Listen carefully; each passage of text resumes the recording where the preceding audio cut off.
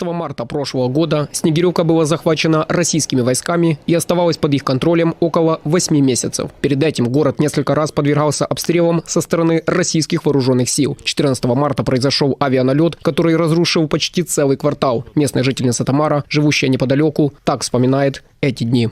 Ну, вони, звісно, бісилися. Вони сильно, стрільба була оце оттуда. Ми сильно всі боялися, тому що раз поза раз от ці стрільби, це все. От. І тоді, коли в той під'їзд було 3 прильоти, 3. А наш так більш-менш, як там уже вдарило все, то дом наш зробився отаку весь, ходором пішов. І оце впала ота рама, можете зайти сюди, подивіться, ота рама впала сюди повністю на лоджію. Повністю рама. Но її починили вже, тому що вона ж лежала, мабуть, місяця 3 лежала, да, Оля? Людям приходилось прятаться в подвалах, рассказывает ее знакомая Ольга. Еще более ухудшилась ситуация после захвата города российскими войсками. Бои не остановились. Кроме того, российские военные устраивали разные проверки для местных жителей. Приходилось опять искать убежище в подвалах. То це тут ви ховались? Так, да. Отут у мене кресло розкладне. Ну тут я ставлю заказку, це поки ставлю, потім буду ставити так уже сюди. Це у мене кресло розкладне, це я вже там поубирала. Оце тут я ховалася, тут розкладалося все. Тут Валя спала, тут є Валін чоловік. Местные жители говорят, первое время российские солдаты пытались вести себя сдержанно, но чем ближе ВСУ приближались к Снегиревке, тем более агрессивными становились действия российских военных. Последняя їхня ротація були тут кадировці і, так сказати, наші ДНРовці. Оті, особливо ДНРовці, то ізгої, як то кажеться. Отжимали машини у населення. Ну, коротше говоря, что хотели, то и делал.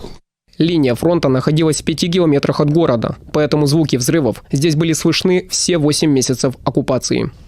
Из-за боевых действий в Снегиревке немало домов уничтожены, а также разграблены, а в некоторых до сих пор остаются следы российских военных. Еще весной 22-го, пока работали зеленые коридоры, кто хотел и мог уехать, пытались покинуть город. Те, кто остался, говорят, в этот момент особенно активизировались мародеры и грабители. Двери нараспашку, сорванные замки, а также вещи российских военных. По всей видимости, здесь размещались военнослужащие РФ, а также были мародеры. Конкретно этот дом пострадал от нескольких прилетов, а также был пожар. После деоккупации в Снегиревке взялись за восстановление. По данным местных властей, было разрушено 80% зданий. Більше всього зазнав руйнувань приватний сектор.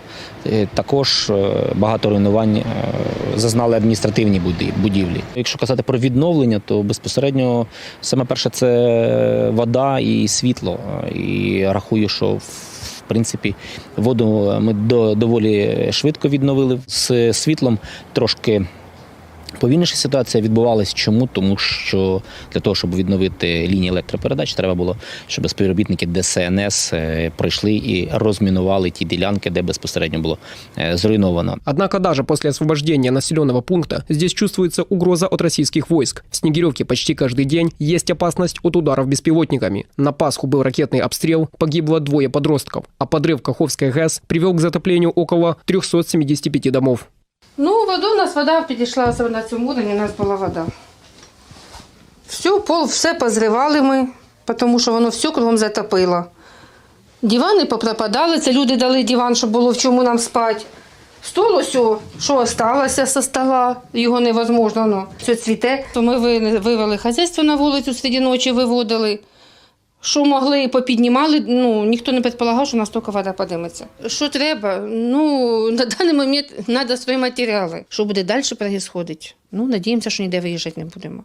Острой проблемой остается заминированные территории. Несмотря на усилия пиротехников, на большей площади Снегиревской громады остаются не разорвавшиеся мины и снаряды. О том, что Снегиревка – это деоккупированная территория, напоминает множество осколков боеприпасов, которые часто встречаются на улицах города, а также в его окрестностях. Сейчас Снегиревка продолжает восстанавливаться после оккупации. Хоть это долгий и непростой процесс, однако люди уверены, главное, что они с Украиной, и над городом поднят синьо-жовтий флаг. Жити можна. В даний момент все необхідне в нас є. Те, що нам потрібно. Може, б хотілося комусь і більше, в даний момент все добре. Війна йде, правильно? Александр Матюшенко, Роман Базик, Катерина Рупташ, Владислав Неведомский. Настоящее время. Украина.